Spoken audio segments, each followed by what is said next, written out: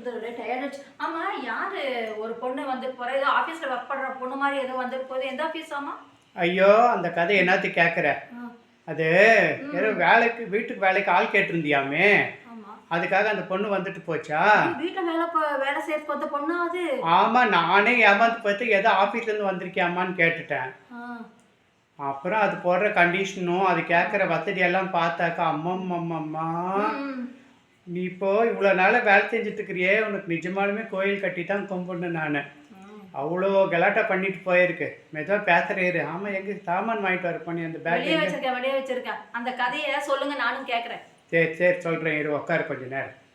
Madam, madam, வாங்க உள்ளே வாங்க. யார் வந்து? சார் தான் இருக்கீங்களா? மேடம் இல்லைங்களா? மேடம் இல்லைன்னா இபி ரீடிங் எடுக்க வந்தீங்களா? இல்ல சார். ஏதாச்சும் கார்பரேஷனால இல்ல. ஏதாச்சும் சென்சென்ஸ் வாக்காளர் அந்த மாதிரி ஏதாச்சும் செக்கிங்க? அதெல்லாம் ஒண்ணும் இல்ல சார். வேற என்ன சொல்லுங்கம்மா? நான் கொஞ்சம் சொல்றேன் எதுக்கு வந்தேன்னு. சொல்லுங்க. வீட்டுக்கு வேலை செய்யறதுக்கு ஆள் வேணும்னு சொல்லிட்டு எனக்கு தெரிஞ்சவங்க கிட்ட இந்த வீட்டு மேடம் சொன்னாங்களாமா. அதுதான் சரி பார்த்துட்டு போலான்னு வந்த மேடத்தை. கொஞ்சம் மேடத்தை கூப்பிடுறீங்களா? மேடம் வெளியே காய்கறி வாங்க போயிருக்காங்க. ரொம்ப மாடர்னாக இருக்கீங்களா, அதனால நான் யாரை என்னமோன்னு நினச்சிட்டேன். அது கொஞ்சம் அப்படிதான் சார் மேடம். கொஞ்சம் என்னவோ இப்போ எல்லாரும் யாரும் ட்ரெஸ் பண்ணாமல் இருக்காங்க சார். இந்த பேக்கெல்லாம் வேறு வச்சுட்டு இருந்தீங்களா? ஏதோ ஆஃபீஸ் போகிற மாதிரி இது இருந்துச்சு. ஃபோன் கீழே வண்டியில் வந்தேன்னா, நான் 2 வீலர் வச்சுருக்கிறேன். 2 வீலரில் தான் எல்லா இடத்துக்கும் போவேன். அது வந்தேன்னா அது ஃபோனில் வச்சுக்கணும் இல்லை பத்திரமா. அதில் ஆதார் கார்டு அது இது எல்லாம் இருக்கும், ஏடிஎம் கார்டு எல்லாம் இருக்குது. அதுக்காக வச்சுருக்கேன். ஓ, அதெல்லாம் வேறு வச்சுருக்கீங்களா? Full modern. ஏதோ படித்த பொண்ணு மாதிரியே இருக்கேப்பா. ஆமாம், காலேஜ் வரைக்கும் படிச்சிருக்கேன். அப்புறம் ஏன் வீட்டு வேலைக்கு வந்தீங்க?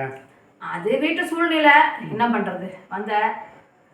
அப்பா கொஞ்சம் குடிக்காரரு, வீடை பார்த்துக்கணும் இல்லை. அம்மா ஒரு இடத்துல வேலை பண்ண போகிறாங்க. சரி நானும் அப்படியே வேலை பார்க்க வந்தேன்.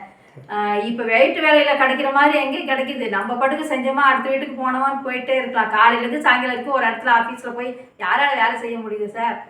அப்புறமா கொஞ்சம் இதை பற்றி பேசணுமா இல்லை அம்மா வரட்டுங்களா, மேடம் வரட்டுங்களா? இல்லை ஏதாச்சும் பேசுறதுனாலும் பேசுங்க, நான் உங்களாண்ட சொல்லிடுறேன். மேடத்து வீட்டு ஃபஸ்ட்டு சம்பளம் எவ்வளோ தராங்கன்னு கேட்கணும். அதுக்கு முன்னாடி சம்பளம் எவ்வளோ கொடுக்குறாங்கன்னு முன்னாடி கொஞ்சம் வீடு எவ்வளோ பெருசு இருக்குன்னு பார்த்தா தான் நான் சம்பளம் ஃபிக்ஸ் பண்ண முடியும். நான் தான் ஃபிக்ஸ் பண்ணணும் இல்லைங்களா எவ்வளோ கேட்கணுன்றத. சரி, நாங்கள் கொடுக்குறவங்க ஃபிக்ஸ் பண்ணல, வாங்குறவங்க தான் ஃபிக்ஸ் பண்ணுவாங்க. ஆமாம் சார், என்ன பண்ணுறது. எவ்வளோ பெரிய வீடு இருக்குது, என்னெல்லாம் வேலை இருக்குன்னு தகுந்த மாதிரி தான் நாங்கள் கேட்க முடியும். நீங்கள் இவ்வளோ கொடுக்கறதுக்கு நான் வாங்க முடியாது இல்லை. வீட்டில் 2 பேர் தான் இருக்கீங்களா, 4 பேர் தான் இருக்கீங்களா, எவ்வளோ துணி வாஷிங் மிஷின் என்ன கம்பெனி வச்சுருக்கீங்க, அதெல்லாம் பார்த்து தானே நாங்கள் கேட்க முடியும். நான் வீடு பார்க்கலான்னு நீங்கள் சொன்னீங்கன்னா நான் போய் ஒரு இடத்துல பார்த்துட்டு வந்துடுறேன் வீடு எப்படி இருக்குன்னு. சரி பாருங்க, வீடு சுற்றி பாருங்க. அந்த போய் இந்த பக்கம் வந்துட்டேன். வீடு நல்லா இருக்கு, நல்லா பெருசாக இருக்குது சார். வீடு உள்ளார 3 பெட்ரூம் இருக்குது. ஆமாம்மா, டைனிங் ஹால் இருக்குது, எல்லாம் இருக்குது. வேலை கொஞ்சம் ஜாஸ்தியாக இருக்கும் போல இருக்குது. அப்புறமா வீட்டில் இதெல்லாம் வச்சுக்கிங்களா, இந்த ரோபோ வீடெல்லாம் க்ளீன் பண்ணுற ரோபோ இருக்குமா? தொடப்பா இருக்கு அதுதான். ஐயோ, அது ரோபோனா ஆன் பண்ணி விட்டா அது பாட்டு போய் வீடெல்லாம் க்ளீன் பண்ணிட்டு தொடச்சிட்டு வந்துடும். நாங்களே தான் துடைக்கிறோம், நாங்களே தான் நான் மாப் பண்ணிட்டு இருக்கோம். நான் தான் துடைக்கணுமா? சரி, அது கிடக்கட்டும். இதெல்லாம் வச்சுருக்கீங்களா? அட்லீஸ்ட் வேக்யூம் கிளீனர் வச்சுருக்கீங்களா? அது இல்லைம்மா, எங்களாண்ட அது கூட கிடையாது. வேக்யூம் கிளீனர் இருந்தாக்கா நீங்கள் ஆன் பண்ணி விட்டுட்டு அதாவது போட்டு விட்டுறலாம். தொடப்ப தீர்ச்சி வேறு பெருக்கணுமா? ஆமாம்.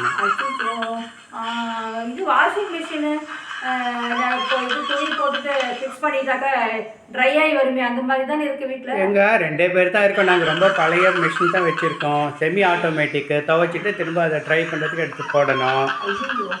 அது நாங்கள் தான் செஞ்சிட்ருக்கோம். ஐயோ, அது வேற எடுத்து போடணுமா? சரி, அது போகட்டும். பாத்திரத்துக்கு டிஷ் வாஷராகவே வச்சுருக்கிறீங்களா? டிஷ் வாஷர்லாம் இல்லை, நாங்களே தான் க்ளீன் பண்ணணும். ஐயோ, நீங்களே தான் மேடமே தான் பண்ணிட்டு மேடம் தான் பண்ணுவாங்க, நான் கொஞ்சம் அப்பப்போ ஹெல்ப் பண்ணுவேன். ஃபோன் வேறு வந்து கட் பண்ணிக்கிறேன். இது அப்படின்னா பாத்திரத்தை சீக்கிரம் போட்டு தான் கழுவணுங்களா? கண்டிப்பாக அப்படி தான் செஞ்சாகணும். அதுக்கு என்ன சோப்பு கீப்பெல்லாம் நான் யூஸ் பண்ண மாட்டேன். வீட்டில் லிக்விடு இருந்தால் தான் எனக்கு வசதி. அதெல்லாம் கொஞ்சம் வாங்கி வைக்கணும். லிக்விடெல்லாம் வாங்கலாம், அது ஒன்றும் பிரச்சனை இருக்காது. என்ன வேணுமோ அது சொன்னீங்கன்னா வாங்கி கொடுத்துட்டு போகிறோம். என்னவோ தெரியலையே, என்னப்பா இது கொஞ்சம் கஷ்டப்படுறோம். அப்போ எவ்வளோ சம்பளம் நான் கேட்கணுங்களா? இதெல்லாம் வேறு எக்ஸ்ட்ரா வேலை இருக்குது. டிஷ்வாஷர் இல்லைன்றீங்க, ரோபோ இல்லைன்றீங்க வீட்டில். அதுக்கப்புறமா இது வாஷிங் மிஷின் பார்த்தாக்கா பழைய வாஷிங் மிஷின் வச்சுருக்குறீங்க. இதெல்லாம் இருந்ததுன்னா சார் எங்கள் வீட்லேயே நாங்கள் பூஷ் வாஷிங் மிஷின் தான் வச்சுருக்குறோம். பரவாயில்லம்மா, முன்னளவுக்கு நாங்கள் சம்பாதிக்கல, என்ன பண்ணுறது? நான் அப்படிலாம் சொல்ல முடியாது. நீங்கள் பழைய மாடலே இருந்துட்டீங்க. நான் வந்து என்ன இருந்தாலும் 4 பேருக்கு வீட்டுக்கு வேலைக்கு போகிறேன்னா அங்கே ஒரு அம்மா எனக்கு இன்ஸ்டால் புக்கில் வாங்கி கொடுத்துச்சு, அதனால வாங்கி. ஓ சரி சரி. இப்போது என்ன பண்ணலாம்? உங்ககிட்ட கேட்குறதா மேடம் மட்டுங்களா? சொல்லுங்கள், நான் மேடம் கிட்ட பேசிக்கிறேன். நாங்கள் 2 பேரும். சம்பளம் இவ்வளோ வேலை செஞ்சால் சம்பளம் ஒரு 6000 7000 எதிர்பார்க்குறேன் நான். 6000 7000 6000 7000? இல்லை, இது நான் லீவ் போட்டால் நீங்கள் கட் பண்ணிடக்கூடாது. எனக்கும் எதான ஒரு நாள் எங்கேயாவது போகணும் வரணும்னு இருக்கும் இல்லைங்களா? அந்த மாதிரிலாம் இருந்தால் சம்பளம்லாம் கட் பண்ணக்கூடாது. எனக்கு முழு சம்பளம் என்றைக்கோ ஒரு நாள்னா நான் வந்து அப்படி இது பே கட் பண்ணிங்கனாலாம் கொஞ்சம் கஷ்டம். அதெல்லாம் நான் கண்டிஷனாக பேசிக்கிறேன். இது கட் பண்ணக்கூடாது, ஃபுல் சம்பளமே எனக்கு கொடுக்கணும். அந்த மாதிரி கண்டிஷன் தான், வேறு ஒன்றும் இல்லை. அதே மாதிரி நல்லா ஃபில்டர் காஃபி தான் எனக்கு கொடுக்கணும். எனக்கு ஃபில்டர் காஃபி குடிச்சு தான் பழக்கம். அதெல்லாம் என்னோடய கண்டிஷன். இதெல்லாம் சொல்லிடுறேன். அதுக்கு தான் மேடம் இருந்தால் வசதி இருக்கும்னு பார்த்தேன். என்ன பண்ணலான்னு தெரியல. யோசிச்சுட்டே இருக்கிறீங்க சார்? இல்லை, ரொம்ப அதிகமாக இருக்குது சம்பளம். இருக்கிறதே 2 பேர். என்ன துணி வந்துருப்போது, எவ்வளோ பாத்திரம் வந்துருப்போது, இப்படி கேட்குறதுன்னா கொஞ்சம் கஷ்டமாக இருக்குது. ஒரு 4000 ரூபான்னா கொடுத்துடலாம், ஒன்றும் பிரச்சனை இல்லை. 6000 கொஞ்சம் அதிகமாக தான் இருக்குது. சரி, ஒன்று பண்ணுங்க, நீங்கள் ஃபோன் நம்பர் கொடுங்க. நான் வந்து யோசிச்சுட்டு நாளைக்கு ஃபோன் பண்ணி சொல்கிறேன் சார். சரிம்மா, வரேன் சார். சரி, நம்பர் நோட் பண்ணிக்கோ. ஓகே. சரி. காலத்தில் வேலைக்கு வர்றவங்க இப்படி இருக்கிறாங்க. வந்து நம்மளே ஏதோ இன்டர்வியூ எடுத்துகிட்டு போயிட்டாப்லையே அந்த பொண்ணு வந்துட்டு. இதெல்லாம் இல்லாமல் நம்ம வீட்டில் இவ்வளோ நாள் வேலை நடந்துட்டு தானே இருக்குது. அவள் கேட்குற மாதிரி இப்போ டிஷ்வாஷரு, வாஷிங் மிஷினு, ரோபோலாம் வாங்கி போட்டுட்டா நாமளே எல்லாத்தையும் வேலை செஞ்சு பண்ணுவோம். ஒரு வேலைக்காரிங்கிறது தேவை இருக்காது.